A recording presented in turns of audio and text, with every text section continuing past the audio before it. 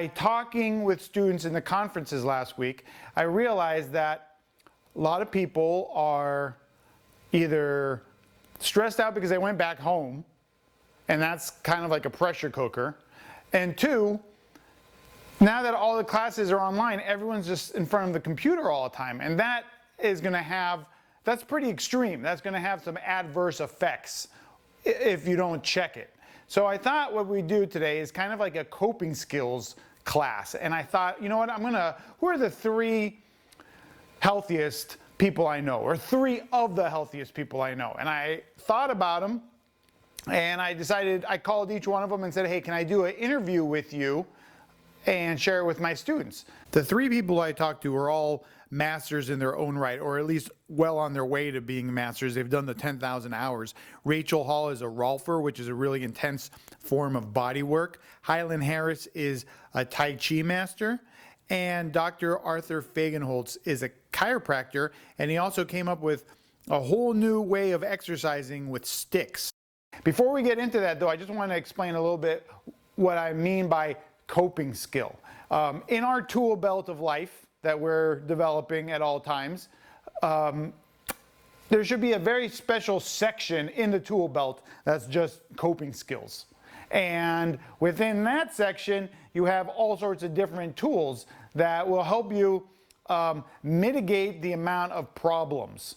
That is, once a problem arises, the most important thing is not to exacerbate it and make it worse. So if someone says something stupid to you, there's a lot of ways to deal with it before it gets escalated to, like, you know, a nuclear war.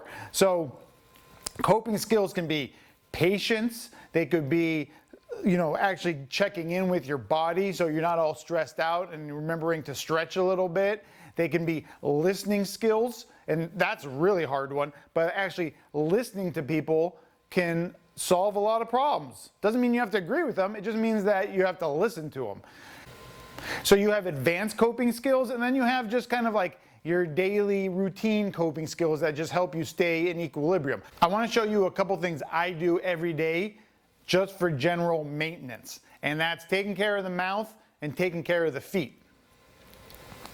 The first one I'm super excited to share with you is coconut oil. This is called oil pulling. It's going to sound real strange, but 1, it's delightful, and 2, I think it's actually genuinely, honestly beneficial. So the idea is you just take a spoonful of oil. It could be olive oil, avocado oil, sesame oil, any kind of oil, but coconut oil is really good. And you just put it in your mouth and swish it around for 3 to 15 minutes. See what I got here? Just here.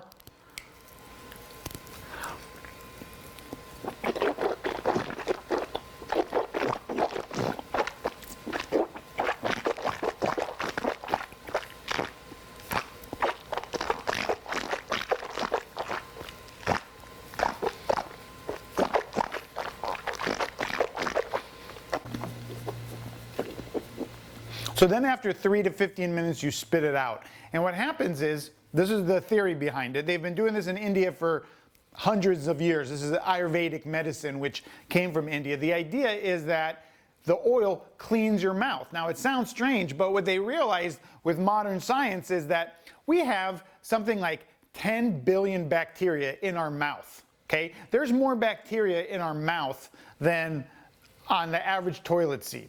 I am not making that up. I read that in a book. And so it turns out that all this bacteria, the outside of the bacteria is fat.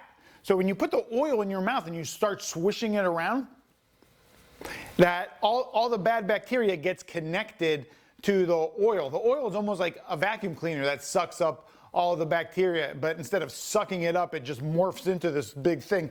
Then you spit it out. The reason it's really healthy is because we all have little cuts in our gums, right? Then the bacteria actually goes into our blood system. And then our immune system has to constantly be fighting these low-grade infections that come from the bacteria in our mouth. So if you can clean the bacteria in your mouth, that actually affects your immune system for your whole body, because your immune system is less taxed with this daily onslaught of bacteria. Okay? Now, is this all mumbo jumbo placebo effect? Okay, maybe, but you know what? I like it. The placebo effect works. If it works, it works. First of all, I think my breath has gotten a lot better. But secondly, it's just a fun ritual. Coconut oil tastes great. And also, you know what you could do is you could just put essential oil like spearmint or cinnamon in the coconut oil or any oil. And then it's like a breath freshener. It's like a mouthwash. And do it every morning. Do it every morning. It's really actually fun. Oil pulling. Check it out. The other thing that you really want to do for your mouth, and this is super important, and not many people do this, is get one of these guys, a tongue scraper. You know when you wake up in the morning and your mouth, you got morning breath? That's because all the bacteria has just been growing in your mouth all night. It's so gross. If you go and you scrape it off, there's all this white slime that's on your mouth. Now, this costs maybe about $6, $5 or something at CVS, but you could also just use a spoon. You could use a regular spoon or the back of a butter knife, and that will do the exact same thing. But I highly suggest you do this because you know what? Oral hygiene is hot. Or I should say the opposite. Bad hygiene is always a turnoff. So simple thing like this makes a big difference. Okay, now the feet.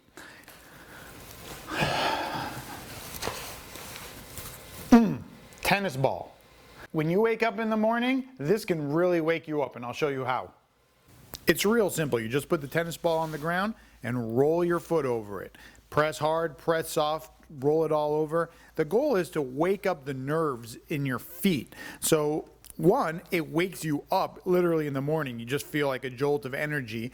And two, it allows you to walk better throughout the day because your feet muscles have gotten a little massage right off the bat. The other thing I really suggest, and this seems super simple, like it's not a big deal, but it's really effective, is just giving yourself a warm foot bath. It's really easy. You just fill up a container with hot water, put in some Epsom salt, and sit there for a couple minutes. And we have so much, first of all, our feet are working all day, okay? They take us everywhere we go. That's like a pretty hard job. But you see, it's very simple. It's fast, it's cheap, you could do it anywhere, but it's really effective because at the end of the day, you want to be able to sleep well. And it's good to try to erase all the spinning chatter in your head throughout the day. And this is a real simple thing that will warm your feet, relax your shoulders, relax your neck, and help you get to sleep so you can get actually recharged.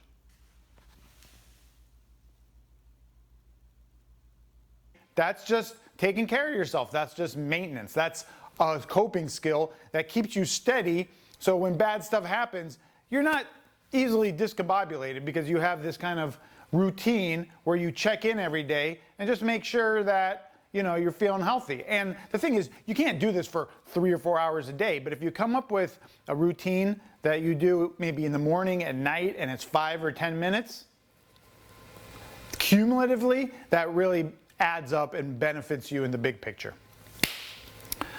All right, so it is now my pleasure to introduce you to my friend Rachel Hall. Rachel's a great friend of mine. I met her 20 years ago when I moved to Los Angeles because I was all messed up because I had Lyme's disease, and she's a Rolfer. And Rolfing is a really amazing form of body work that was invented by this woman named Ida Rolf. She was a biochemist, but she also studied the body. And basically she realized one of the things that causes us incredible chronic pain and problems in life is that the fascia, the connective tissue that connects our organs and muscles and bones together, our fascia gets displaced. And so the goal of Rolfing is literally to sculpt a person's body and manipulate their fascia so their body goes back the way it was supposed to be, the way it was designed, as opposed to the way it's evolved over time from bad habits. So because Rachel has devoted her life to body awareness and mindfulness, I thought that she would be a really good person to talk to. In this brief conversation, we talk about mindfulness, we talk about the importance of boundaries and managing reactivity when we're in a stressful situation. What exactly is mindfulness? I've heard a lot about it, but it seems like people have different definitions. And what's yours? Yeah. I mean, it is a very huge buzzword these days. And so I'll give you my definition. So I think of mindfulness as being aware of what's happening while it's happening. That's it. It's simple. And is that because most people are kind of living, are they checked out? They're not really paying attention, or they're so emotional that their brain can't process what's actually happening? Yeah, it's both. It's both, right? So we're on autopilot. It's like when you jump in your car and you get from point A to point B, but then you actually have zero recollection about what happened. Like, I don't even know which way I took to get here because you're on, maybe you're like listening to a podcast while texting and driving and daydreaming at the same time. We're just not present. We're not, our culture doesn't really cultivate presence. And there's actually even some research that says that we actually just recycle the same 90 thoughts all day long with maybe like a little bit of variation, but we just, I know from sitting on long retreats, getting stuck on the same thought loop and just watching it. And there's nothing to be done. It's like, oh, this is what my thinker is doing today. It's going to think these thoughts over and over and over. And it's boring and it's maddening and it's, And it's very limiting. And that's something that we talk about in this class, is that much of our suffering is based in the fact that we get trapped in a story that we're telling ourselves about ourselves without realizing that we're doing it. We're just looping on this story. And the story usually has us being like the lame-o. Yeah, we're stuck in a narrative. Yeah.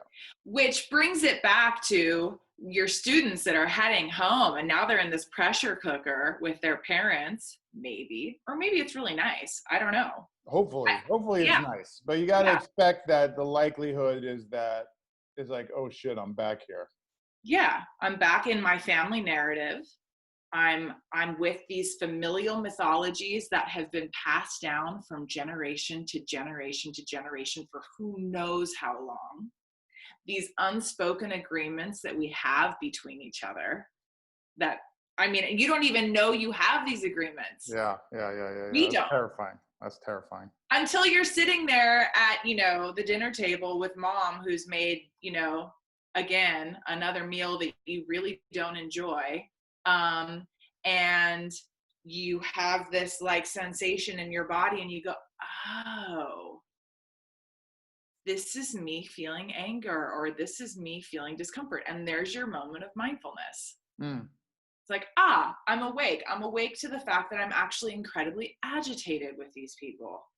As opposed to just getting swept up in it, and it's only in retrospect that you realize, oh, I felt this and I said this, and maybe that wasn't so good. Yeah, because in autopilot, right, you lash out at mom because you really don't like her macaroni and cheese. And you're like covertly being sarcastic about how we're eating the same thing every day. And I'm just using this example, right? Right. Or somebody starts complaining about how they always have to do the dishes. And it's just a cycle, right? You're all in it together. It's really uncomfortable. It's not really working. And you think logically it's everybody else's fault. I mean, it's a really like logical connection. However, if we unpack it just a little bit further to that first sensation that rose, that created the sarcastic comment that then created the thing. Got it. So in a way, it's about stopping this out of control truck that's just barreling down the road, which is your own psyche, and figuring out how to slam on the brakes without causing a major catastrophe. Yeah, it's this Viktor Frankl quote. It's let's see, between stimulus and response, there's a pause. Within that pause, lies your ability to choose. And I'm paraphrasing, I'm not saying it right. But it is that pause that gives you the choice. Yeah. But if you don't Right. have that pause because you're on autopilot, because you're totally stuck in a narrative, you'll just keep going. You'll pass on that familial mythology to your children and to their children and to their children. Right. It's amazing how if you don't take responsibility for chaos in your life, you instantly start spreading that chaos into everybody else. And then you become exactly who you don't want to become. Totally. And we're all guilty of it. There's no human being that has escaped this. And so the game is, oh, what would happen if when I'm sitting at the dinner table and I feel that agitation rise, I use that as a moment of practice? How do I sit here with this thing that's rising in me? This is in my human costume. This thing is coming up. It's mine. It's not theirs.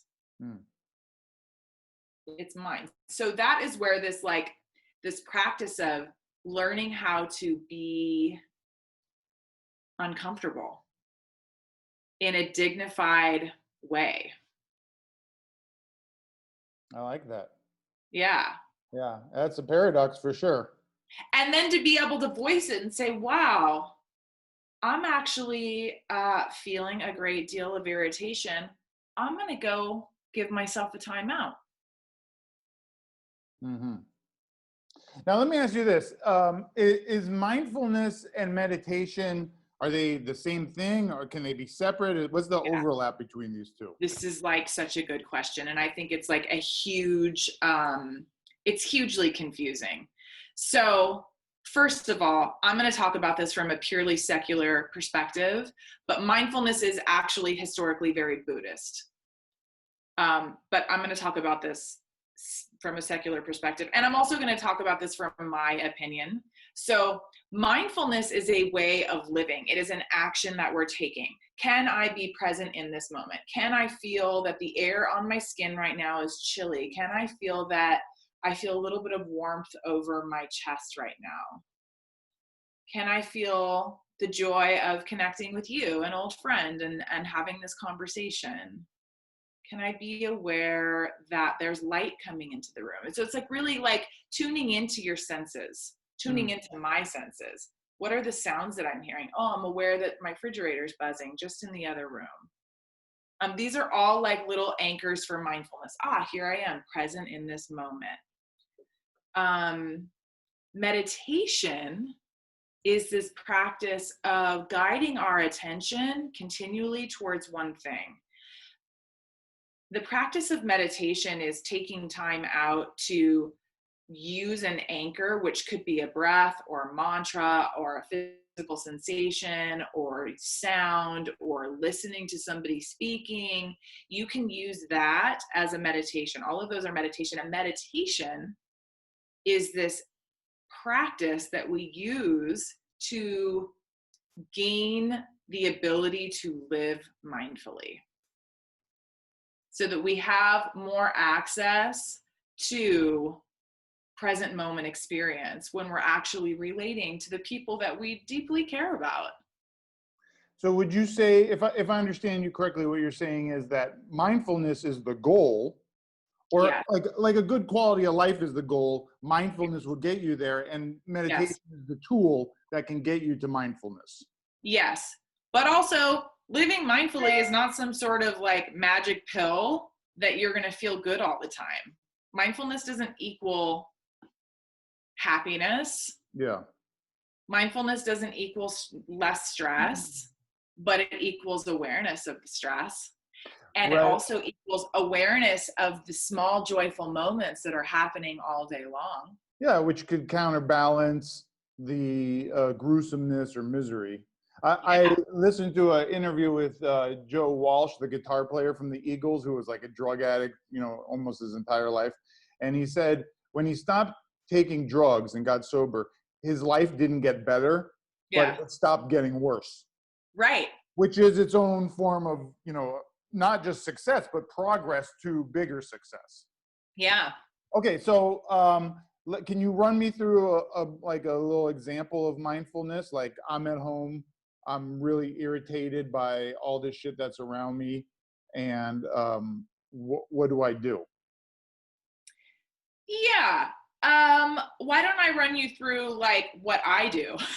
Okay. So, so I live with my daughter. She's 10, and her dad lives down the street. And during this time of pandemic, we've all been gathering for dinner every evening.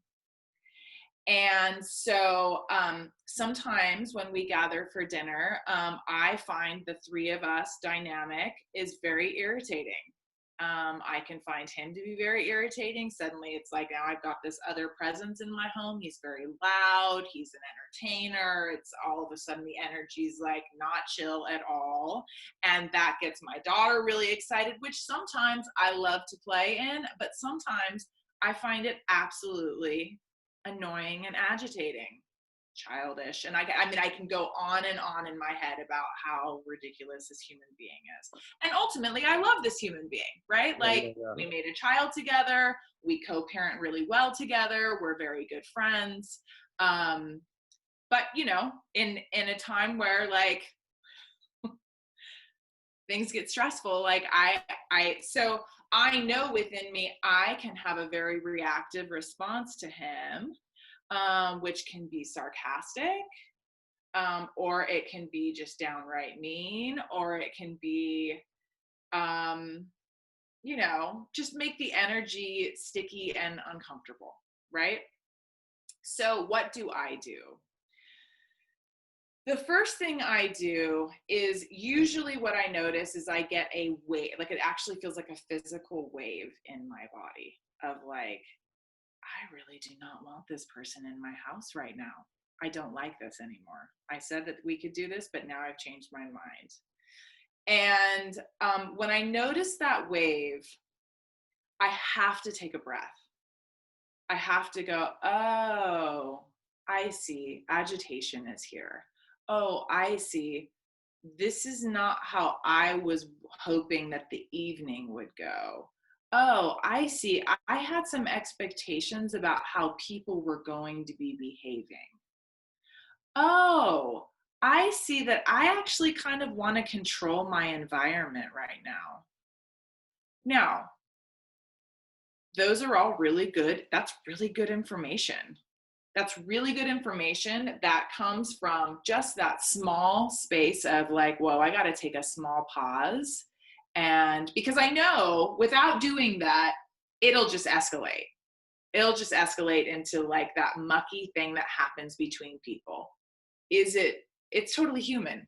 It's a totally human thing. But I prefer to have things be a little bit more awesome, especially in times like these where it's totally unprecedented. You know, here we are, we're in a pandemic, and being able to come together could be actually kind of fun.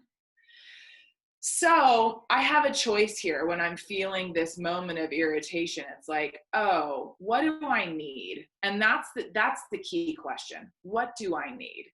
Do I need to end the night and say, actually, no, there's no more, we're not hanging out anymore? Or do I just need to go step outside and kind of like create a little bit of space in my brain, in my heart, in my body? And so usually what I do is just take a step outside. I try not to like ruffle, like even let anybody know that I'm irritated, because once they know I'm irritated, then it's kind of game on. Right. But yeah, so that's one way, that's one example. And so like last night, that was definitely the case. I was trying to get caught up on one of the Trump briefings, and which I don't actually usually do, turn on the news, but I just was like, oh, I want to like see what's happening here. And he came in, and her dad came in and saw that I was watching this and immediately started yelling at the computer, and which I was watching the news on, and then I'm like, oh my gosh. And anyway, the whole thing escalated, and I was like, you know what? I can feel that like my whole space just got invaded. And now I'm just going to press pause on this and suggest we all go for a bike ride, which we did. And it changed the whole energy. Mm. So it's really about like these moments, like catching these moments as they're happening and recycling them into something else. And is that, I'm assuming that's a learned skill that it takes practice to do. That has taken me years and years, and I don't know if I will ever perfect it. Yeah. Because sometimes the reactivity like is so quick that it gets in there before I can even stop it. Right, especially if you have a long history with this person, Yeah. and you've got these like neurological grooves in your brain that Totally. instantly will go back there, and it's connect the dots with all the past insults Oh, yeah. and injury and everything. Oh, Yeah, God. and all of the past judgments and all of the past narratives and all of the past, I mean, Yeah. this is family, right? Somebody told me once, when you have someone you don't get along with, you have three options: leave, quit, just walk Yeah. away, it's over. Change them, Yeah. or which is impossible. You can't change anybody. It's not actually an option, right? Yeah, it's not an option. So the only option you have really, other than quitting, is changing yourself, changing That's your attitude or your relationship to the whole thing. Yeah, that's right. And I think that's the what you're talking about. That little pause is, there's instantly a fork in the road that you can say, you can choose how you're going to handle it. And when you're not mindful, there really is no choice. You just do something by instinct. That's Yeah, programmed by well, you past just do pain. something by like, this is how I've always done it. It just flies, right? I mean, it's like instantaneously and you're in another fight. So oftentimes though, when you are in a reactive place, it's not the time to start trying to process with the other person. Mm-hmm. It is a time to take a pause and like walk away or change the activity. But there's some internal practices that actually like can help to navigate the stresses that come up in these relationships. And so one of the things that has been so hugely shifting for me is gratitude. And so as relationships start to get tight, it's really like finding things that you love about the people in your life. Mm-hmm. You have to like keep replanting those seeds about what you enjoy about your mom or your brother or your uncle or whoever you're quarantined with right now. Like you're not going to be able to see it when you're so close to it, but taking a step back and remembering like, oh, they're actually really good at this. And even if you can only find one little thing, the brain starts to repave a new pathway, like you were saying, and things can start to shift. I would like to agree with you on that. I'm not sure I do though, because it seems to me like, okay, for instance, you and your baby daddy, can we call him that? Sure. All right. You're able to have control over the moment when he's hovering in front of your computer, yelling at it, because you don't actually live together. I mean, you know, at the end of the day, he's going to go back to his house and you're going to have your space. But when you actually live together and the presence is relenting, it seems to me that if you try to focus on things that you appreciate, while it totally makes sense, it could also be artificial. I mean, that's what I would try to avoid, is some sort of like false narrative to counterbalance the unpleasantness by just masking it with something. I mean, yeah, no, I get you. I totally get that. And certainly being in close quarters makes things a million times harder. Like space is such a beautiful thing. Space is such a beautiful thing. But we're not actually talking about them. We're talking about us and our ability to sit with discomfort. So what I like to think about is like creating an internal landscape where like I have planted seeds of goodwill towards others. Whether you're kind of being proactive. Yes. To not let the darkness get a foothold. Yes. That's Yes. that seems like advanced mindfulness. Yeah. I mean, it could be, but I mean, advanced humaning is what we need to be doing right now anyway. So Yeah. bring it. Yeah. Because this, I mean, as much as it's like going to support my relationship with him, it's supporting my relationship with myself. Mm-hmm. I have to live in this body. Right. So the more I can plant seeds of goodwill towards others, I have, like, you know, California poppies springing up all over the inside of me. That's sweet. That's sweet. That's a good metaphor. I have a good visual. And one thing I would add to what Rachel was saying about mindfulness is this quote by William James. At the core of being wise is the art of knowing what to overlook. Yeah. At the core of being wise is the art of knowing what to overlook. So a large part of wisdom and having a successful life is simply knowing what to ignore. There's so much stimulus that's coming at us in all directions. You can't take it all. Some people are straight up energy suckers. Some people is just gobbledygook. You just need to be able to know what to not to pay attention to so you can focus on what's actually important. Next, I'd like to introduce you to Highland Harris. Highland is, well, first of all, he's a jazz drummer.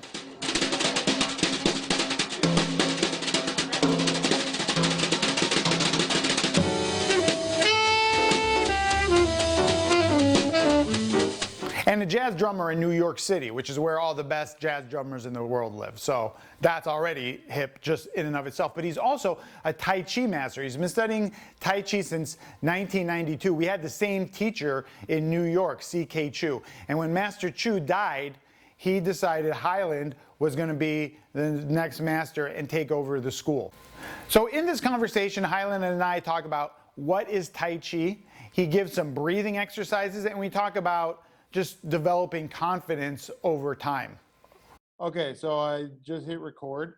Well, thank you so much for taking time today. I guess we all have plenty of time in our hands at the moment, but thank you for talking. Yeah, of course, of course. So how did you get into practicing Tai Chi? Tai Chi, what happened was I was kind of in a minor car accident, and I had like a bad hip, and the hip. I was in my early 20s. The hip wasn't getting any better, and then eventually somebody sent me to a acupuncturist, and this acupuncturist, it felt great right away, and so she told me, she said, "Listen, you can keep coming to me for the rest of your life, but you should do something like Tai Chi where you can kind of regulate this thing by yourself." And a lot of acupuncturists wouldn't have told you that. You know, they would have just taken your money. So that led me to looking around, and so I And what started year is this about? 1992. 1992, yes. So I started in 92. I was in my early 20s, and man, it was one of the best things I ever did in my life, hands down. A lot of people have seen Tai Chi, but very few people understand what it really is or what it involves. Can you give a little bit of an Right. explanation on what it is? Sure. So it's basically a martial art that's based off of a series of principles, and these principles are embodied inside of something called a form. We call it the Tai Chi form. And that form is what most people see when they think of like old ladies in the park where they're moving very slowly and gracefully. But the basis of those movements are martial. And over the years, a lot of those martial intentions have kind of fallen a little bit by the wayside.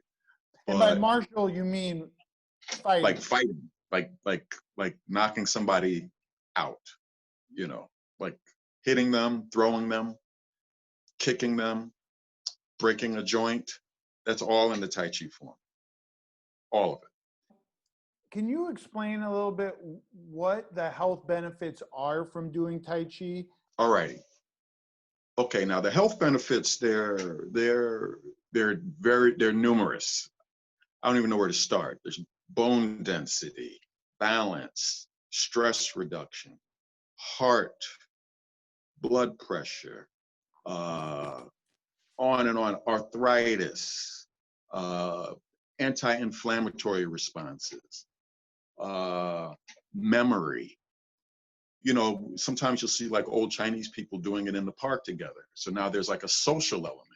And we all know that when old people, when they become less social, they don't live very long, right? So there's a social element. We have this raw material that was handed to us from our parents.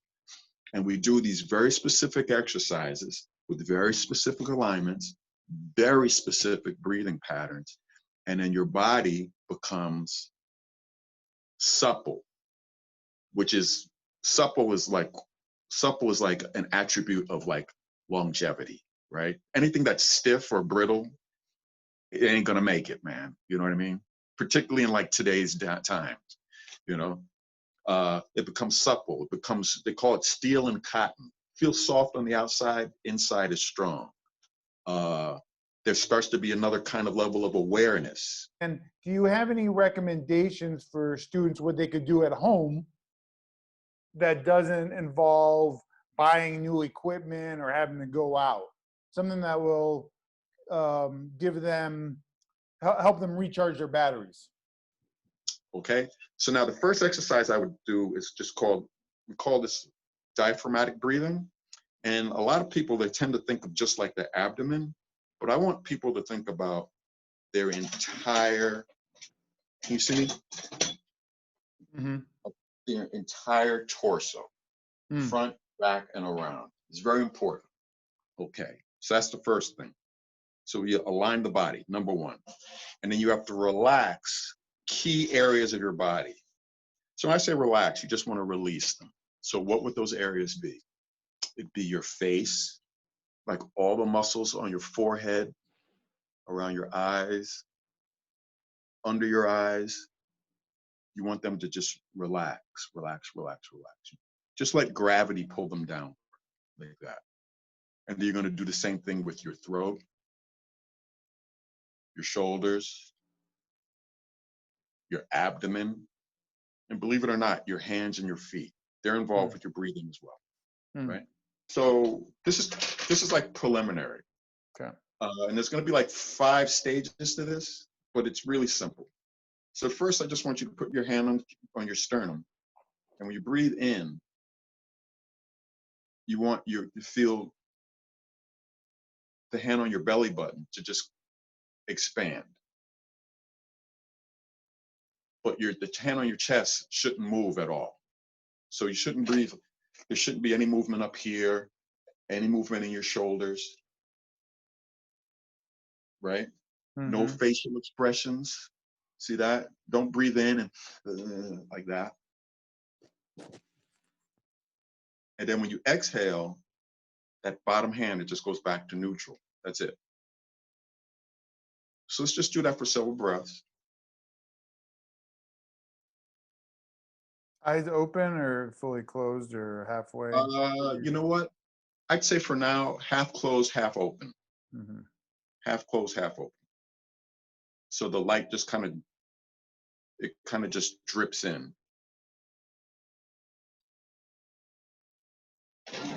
Now, as you're doing that, breathe slow and breathe deep and continuous. Okay? And you should almost feel like the hair inside of your nose barely moving when you inhale. And you should feel cool air going in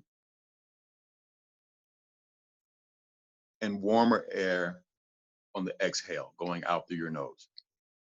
So there's a lot of intention. And like I said, the hair inside of your nose should like barely move. Just barely.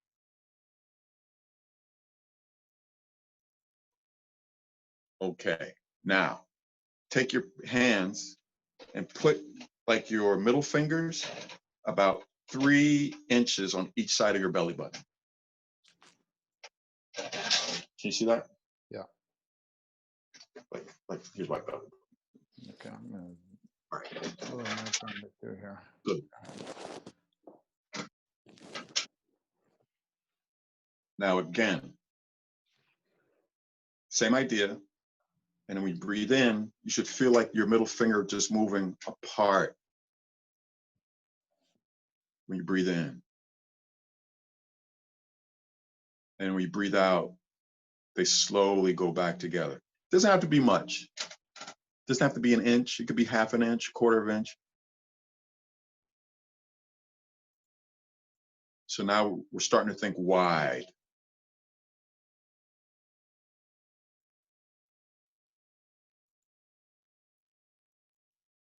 Good. And remember, don't let anything happen up here.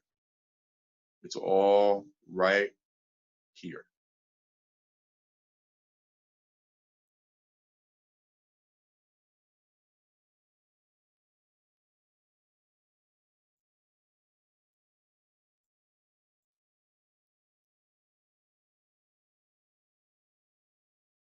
Yeah, it's interesting. It's like you have to kind of retrain your muscles because people aren't used to breathing Exactly. this way.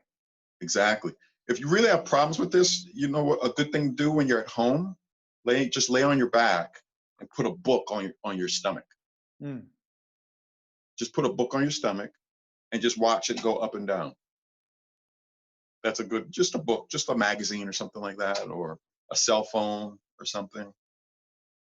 Okay, When you see a baby breathe, that's how they breathe. that's how they breathe. And then, Then we learn how to not breathe that way. and you ever see somebody just before they dying, they breathe all up here, like right here. Oh, They're like gasping, like Oh. coronavirus. You see this? They're like this, But when you see a baby, boom, and they're smiling. And a lot of this stuff comes from studying babies because that's the real you Hmm. before society put a role on you and all of that stuff. Okay, let's continue. Now, take your hands and put them on your lower back. Okay. There. Good. So now, your hands, they should be between your hips and your lower ribs. Now just breathe back there. So as you're breathing, that should move, the body should move towards the hand. Yeah, that's interesting. I've never felt that. I've never done this before. I feel it. Yeah. That means that's optimal. That's what, see, we're trying to get the body to be optimal.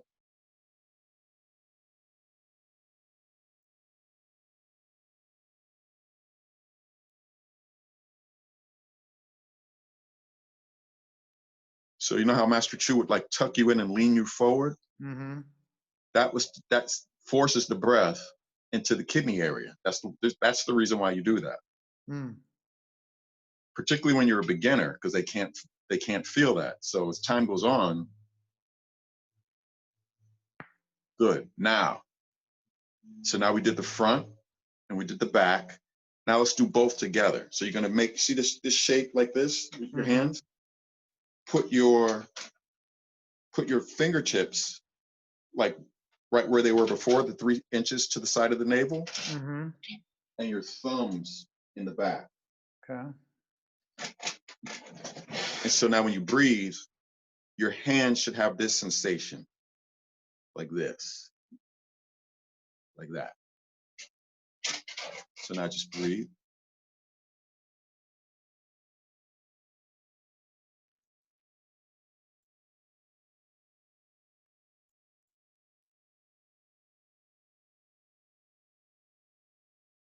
Now you might feel like one side moves more than the other, or the front is moving a lot and the back is moving not as much. And that's telling you that your diaphragm is not going down parallel. It might be going like this and this. So you're training your body to do this. So if you only breathe in your belly, that means your diaphragm's moving like this. This is the belly over here. So we want it to go like that. Just like if you step on top of a soda can, like you're not going to crush it. You're not going to crush it. Okay, now here's the last one. take your fingertips and put them right, dig them almost in, right above your hip sockets. So here's my belly button, like the hip socket's gonna be right down there. Right like that. above the hip socket. Right. And just dig them in like a quarter of an inch. Okay. Now, when you breathe, you got to breathe down there.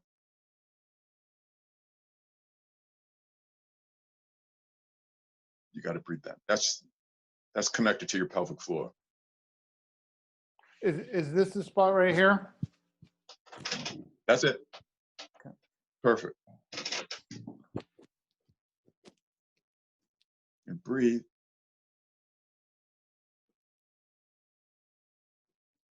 Now keep breathing here, and I'm going to tell you something. When you inhale, your body, and when I say your body, I'm talking about your joints, everything, feet, pelvic floor, knees, even your jaw. When you breathe in, your body gets bigger. It expands when you breathe in correctly. So inhalation always means space, like your body is searching for space, right? It's like when you breathe in, your head might go up like a millimeter, right? Now, when you exhale, the flip side is your body looks for support on the ground. When you since we're sitting down, you're supporting yourself through your sit bones. So when you exhale, your body, it relaxes into this support like that. You actually let the chair do its job as opposed to you kind of like squeezing your butt. So now inhale and exhale is a dance between space and the space around you, right? And support, like looking for Mother Earth, basically. And so we're expanding the body and then we're grounding the body. And it's this oscillation that we're looking for, like that. If you do that well, that's going to eliminate a lot of stress in your body, like this. Now, everything we do in like Eternal Spring, meditation, Neigong is based off of that kind of breathing. And if you do it really well, what will happen is you'll start to feel certain things in your body that are going to be a little different. You're going to feel more vitality. You're going to feel the ability to relax more. Breath is really tied to your emotions. You can actually control emotion through like deep breathing, blood flow, oxygen. Like this is very important. It seems very simple, but this is like a lifetime of work. Yeah. I mean, you can go, I think like a few weeks without eating, and you can go a few days without drinking water before you die, but you can't go more than 3 minutes and not breathe. Exactly. But are you breathing correctly? Or are you just breathing enough to stay alive? Right. You see what I'm saying? Yeah. So now there's breathing to stay alive, which most people do, I would hope, unless they're on a ventilator, God bless them, you know, these poor people. Right? Then there's breathing where there's like optimal, and then there's breathing for like cultivation. The thing we're trying to do is we're trying to cultivate. So I remember I was at Tai Chi school and somebody was like, hey man, nobody does it like this. And I said, you know, I was showing somebody how to breathe and I was showing them a different position. And they were like, nobody does it this way. And I said, man, why do I want to be like everybody else? You know, like I'm trying to be better, you know, that's the whole point. We're trying to take what was given to us from nature, Jing, blah, blah, blah. And we're trying to we're trying to optimize like human potential, you know, just not trying to just survive. That survival instinct is in us already. We know how to survive. Yeah. You know, if you got half a brain, you know how to survive. Right. You know, but we're trying to optimize. We're trying to be, you know, healthy. It's the survive, thrive combo. You see what I'm saying? Like Like, who wants to just survive? Is that living? Just surviving? Is that living? A lot of people do it, man, and they've got a lot of grace to them, and I'm not putting them down. But man, if you got the opportunity to be better, you know, because there's nothing more important than your health. And now I'd like to introduce you to Dr. Arthur Fagenholtz. And Dr. Arthur, I've known him for about 10 years, and he turned me on to stick stretching. And this is just PVC, right? With a little rubber stopper here. You don't even need that. You could even use a broom if you had to. And the idea is with this simple stick, you can do an unlimited amount of exercises that are really like, see that stretch right there?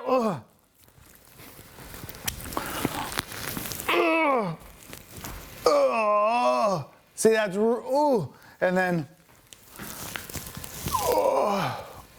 oh my God. Or, those are just some examples. Dr. Arthur will show you some more in this conversation.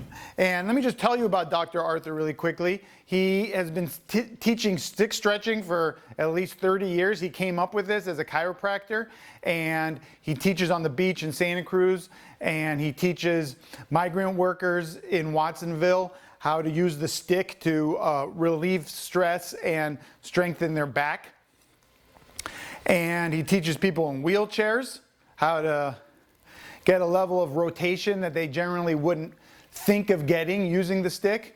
And then he comes up to campus and teaches all the students in this class during, regular time. So I called Dr. Arthur and asked him to give us some tips. But before we get into this conversation, I just want to share with you this experience I had one day when I went to Dr. Arthur's office in Capitola, and he used a balloon to literally blow my mind. So I've been accused many times in life of being a serious space cadet. And I always thought, one, yes, I am. And two, I wonder if it's an occupational hazard from being a balloon guy. Like, I've blown up so many balloons that maybe I've done some sort of, damage to my brain. So I have a friend, Dr. Arthur Fagenholtz, a chiropractor, who said he could use the balloon to get more oxygen to my brain. So I am going to check that out right now.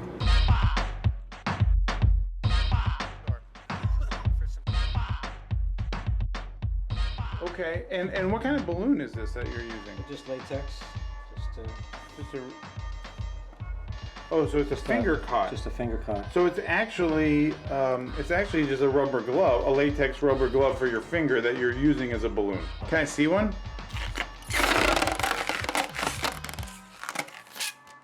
Yeah, it's pretty big. And then when I'm ready to insert this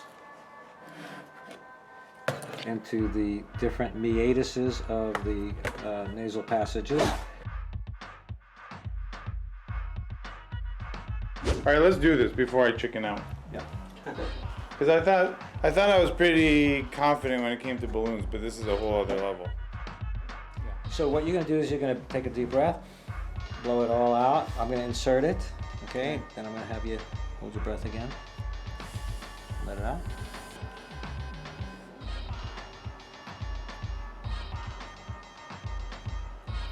Oh.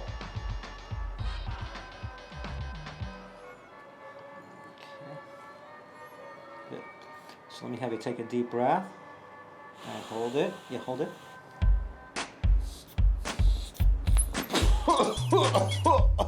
That actually hurt. Oh my God. Fracture. You've never felt this. First of all, this is your first time. Yeah. So your passageways are pretty blocked. Uh-huh.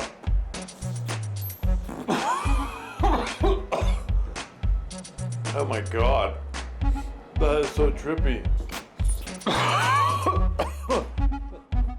Whoa. It's easier.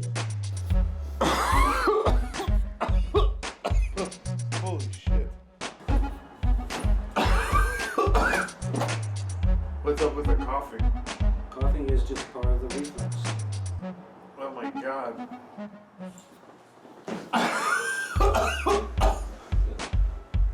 Oh.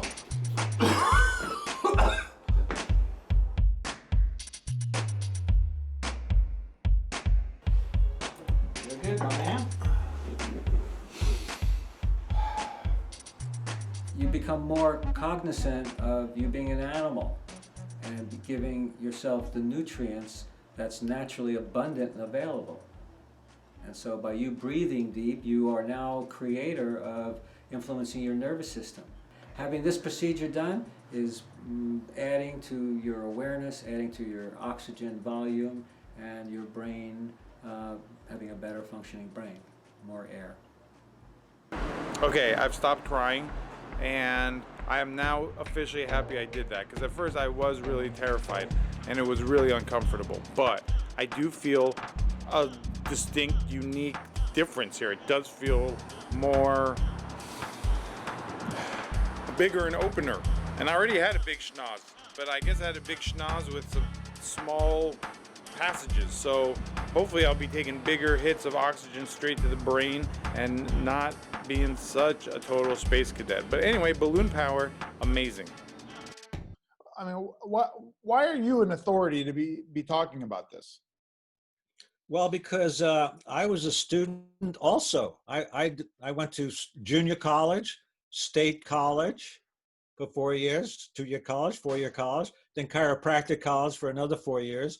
I've done 100 hours of postgraduate. I'm continuing it all. So I've sat. My experience is studying and sitting in class and sitting in the library and sitting at home, developing my educated brain. So you have to compromise the posture and sit still so that the brain can focus on retaining and learning and acquiring new information and absorbing it and so forth. One of the things I really like about you is that I've met people who are in really good shape and are physical trainers, and I've met people who are really smart and teach something, you know, academic or intellectual, but you've really bridged the two together by really understanding the physical body and brain science and bringing the two together. And you have to. You want the brain to direct the body to have an excellent, healthy, vital, fun, exploring life. The brain has to be the director, the coordinator, and the facilitator. It has to be safe. You have to be smart so you don't hurt yourself. Then you have to deal with injury. If you get into an accident, you weren't thinking, you weren't present. So you have to be brain-body connected. Otherwise, through injury and through accidents, you're going to have pain body. I remember when I broke my back, I had such miserable back pain when I was 22 that I was spending like half my day just thinking about my back. That's correct. I couldn't concentrate on anything else. Pain had your undivided attention. So you want to not be in pain. The key in life is seek pleasure, avoid pain, and conserve energy. That's the key. So anyway, in conserving energy, whatever you're doing, if you're studying and reading, conserve energy. In other words, be still, be perfectly aligned. Now, here's the thing with people in front of a computer, if they project their head forward, that's called a forward head, and they're cutting off a percentage of their trachea, which is their windpipe, reducing oxygen to the brain. So as a student, I would encourage in this presentation, oxygen to the brain, blood to the brain, and every cell in the body is primal importance. When you're sitting, that has to be cognitively included in the equation. While you're sitting, contract muscles. But with regards to sitting in front of a computer, if you want to kind of return to that, I took some really good notes, and so I want to share that. You have to have impeccable ergonomics.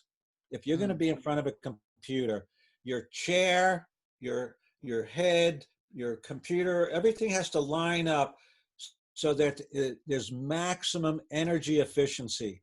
Because I was just doing this thing where I was starting to like get and so this is what they'll get tired, low blood sugar. I would say every 15, 20 minutes, get up, shake, drink a little water, open the window or go to the door where there's fresh air. These are little tips to kind of get oxygen and circulation. So if you're sitting, you want to pump your calves. You lift your ankle and you get calf pumping. Again, you're looking at how to get blood and oxygen to the brain while you're studying, while you're not moving, which is not a natural activity. But as a student, you have to have that skill set. Let's go to the second question, which is, I feel like I'm getting into a funk. How do I stay positive without it feeling phony? Like you want to Okay. be authentic, and if you feel shitty, Correct. that's you don't want to hide it or Right. mask it, Right. but you don't So want to here's- necessarily dwell on it. Right. So here's the thing. Where your thoughts go, energy goes, energy flows. So if you're thinking funky thoughts, that's the biology, that's the physiology. If you're thinking of the past, things you haven't completed or incomplete cycles, you're not in the present. It's pretty funky biology to yourself. Self-sabotage. If you're thinking in the future, like what we call worry or fear of not something happening or not enough happening, that's a robbing of your energy.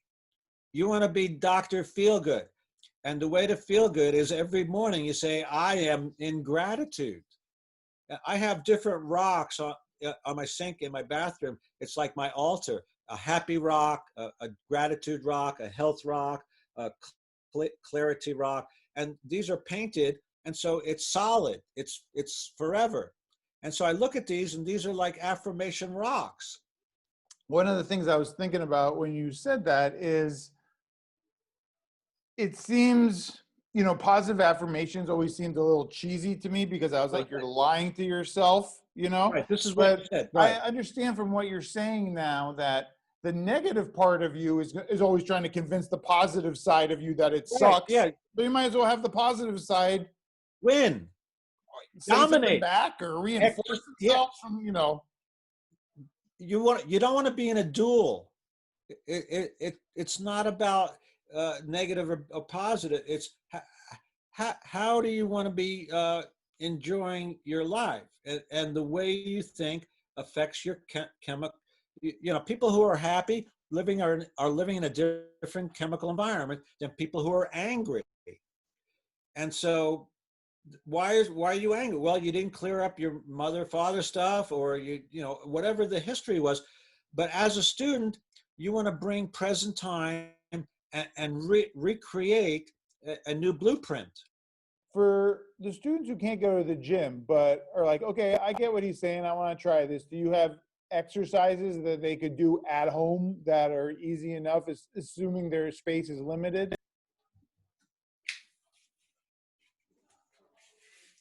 So here's a stick. Yeah. And I can even do the sitting. So I gently, in this way, if I don't have a shoulder problem, if I do, I can. So I just gently rotate, very easy. And this would be lateral bending, very easy. Okay. If I want to do extension, I would just support my back and lean back.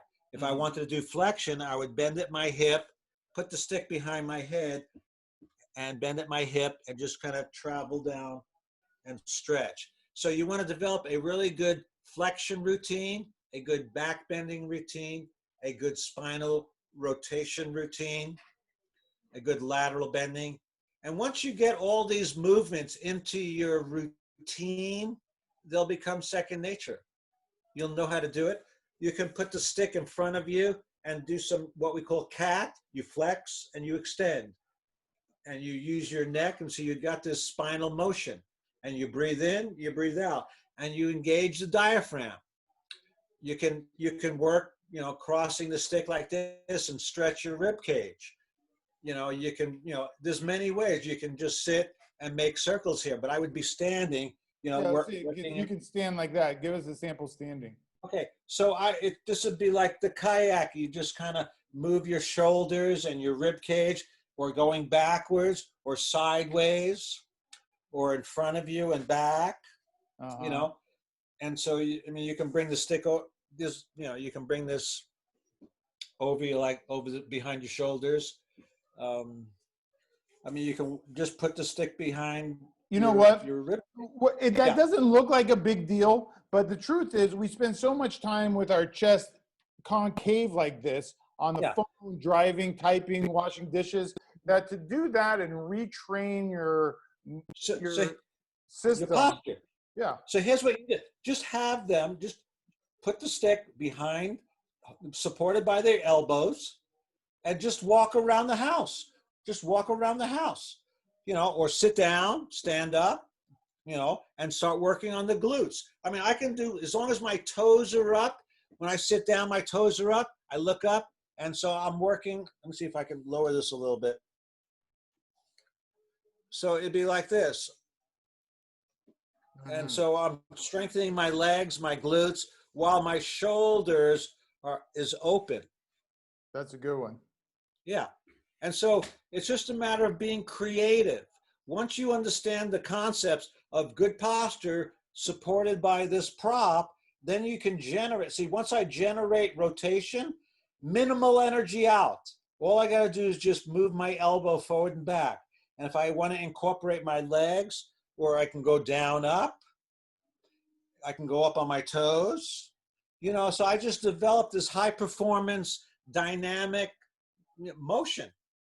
But you want to do it in such a way where you're not hurting yourself. You're not going too fast and forcing anything.